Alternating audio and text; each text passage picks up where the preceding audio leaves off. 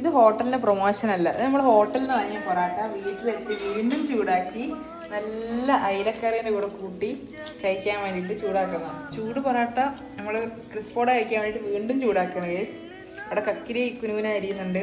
അങ്ങനെ മീൻകറി കൂട്ടിയിട്ട്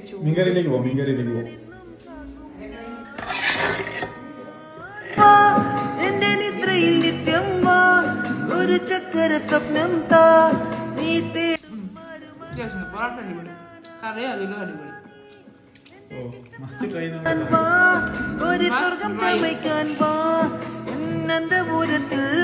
നിങ്ങളെ അഭിപ്രായം കൂടെ പറയാം ഇന്നത്തെ ഭക്ഷണത്തിനെ പറ്റി. അടിപൊളി ഭക്ഷണം, അടിപൊളി അല്ലാണ്ട് വേറെ എന്തെങ്കിലും വാക്കിലൂടെ പറയാൻ പറ്റുമോ? സൂപ്പർ, ഫ്രഷ് മനോഹരമായിരിക്കുന്നു, മനോഹരം.